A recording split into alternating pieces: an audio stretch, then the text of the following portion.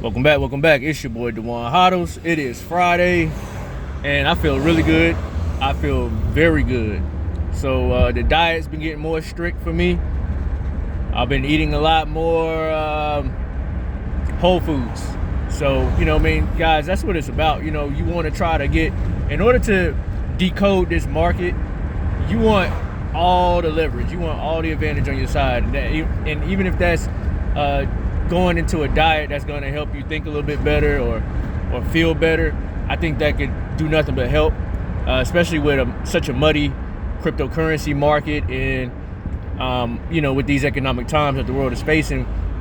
We have to be able to decode what is the information that's being given to us. Gary Gensler has been very vocal. I think a lot of investors took him for granted about his stance on cryptocurrencies, specifically altcoins being securities, because he's made it very vocal that the only commodity in the cryptocurrency market is Bitcoin.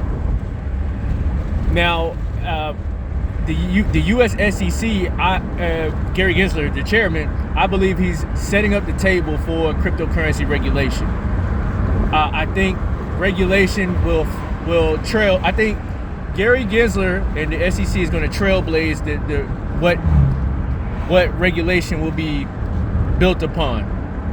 I remember at one point it was supposed to be Senator Loomis and all of these government officials that were supposed to actually outline cryptocurrency regulation. However, it looks like that they just have not. They couldn't get it together, and Gary Gensler is now taking the charge, and I think that's going to trailblaze the regulation. I don't think they're going to just scrap all of Gensler's ideas and his guidelines on what he believes is a securities or not. And so it's something to really take seriously. As I've always said, a lot of crypto bros are, they're buying, hoping, or buying, buying, holding, and praying on whether or not their coin will be selected for some type of global adoption, or whether it's going to go to the moon, or an institution is going to pump it up. I've told people plenty of times, if you want your bag pumped up, it's not going to happen without U.S. regulation or any type of rails that they need to set up so that institutional money can come in. The premise of it all is that you got trillions and trillions of dollars of in the financial markets in general, right? You got doing a little I like to back in when I can, man. I like to back in, so I'm just backing in. You got trillions and trillions of dollars in liabilities. You got trillions and trillions of dollars in the stock market. You got trillions and trillions of dollars in global debt. These are all financialized markets that cryptocurrency, if it's going to make you rich, has to soak up. And the only way it's going to soak it up is through regulation. I don't know what you guys, you weirdos, are thinking. I'm sorry to call you out a name, but it's so annoying, man. It's like, how are you getting this market you don't, with such irrational thought? So what I'm saying this is, the rails got to be put up for the money to flow in, period. These guys are not going to touch these obscure altcoins if there's no clarity. Gary Gensler made remarks recently referring to these altcoins as digital currencies, saying that there's no room for them when you already have CBDCs and all these other things. So it's getting very clear for a lot of people who's just been in denial. He's also referred to it as in the terms of hucksters, fraudsters. Man, these are some serious terms. And you got to look at that Binance lawsuit, serious allegations, as the words of Mr. Wonderful Kevin O'Leary would say about this. These are serious allegations. I said that in my previous video. I said, man, this is, these are some, they've been accused of some real stuff, Binance. So cleaning up is happening, y'all. It's just happening in a way that you didn't think it was going to happen. And if he's calling it hucksters, frauds, he's saying there's no room for digital currencies.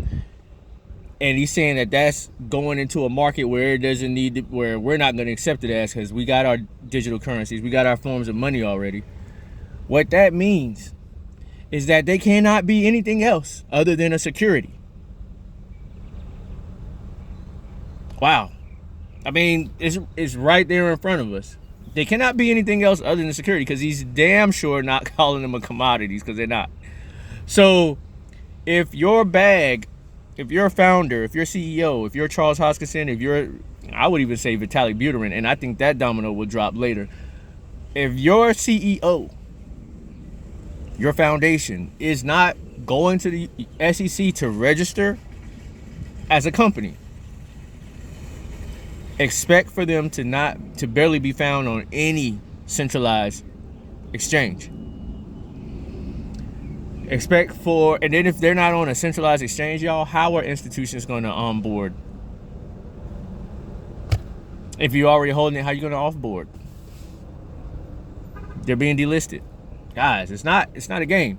Okay? So you got to decode. And that's what I said. You got to decode. I know that there's fluoride in the water.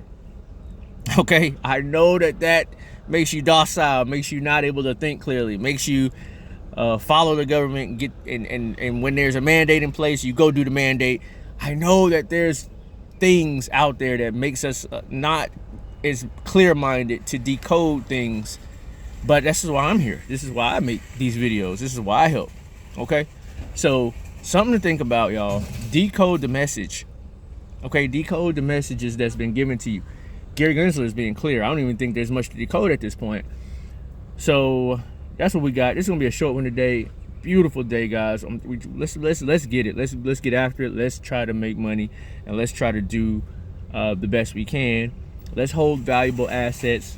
Let's try to get out in front of everything and not be reactive. The cryptocurrency, the money in the cryptocurrency market, the wealth in the cryptocurrency market is made from getting out in front, being proactive, not being reactive, not saying, oh man, this is happening, now you got to move, or this coin went up, now I'm trying to hop over there. It's about trying to take the information at face value, decode it, and this is something that I got good at working in finance. Doing a lot of job interviews. People like to try to downplay the 9-to-5 job. Really, there's a lot of lessons to be learned in everything, and that includes working. If you just take in the skills, taking the lessons being learned, learning how to decode, learning how to, when you're in an interview, when someone's talking to you, when you're in meetings, you got to know what they're saying. You got to reshuffle what they're saying and find out what they're actually saying. So that's all I got to say, y'all. Y'all take care of yourselves out there. Be safe. Stay strong. Hodl. Till next time.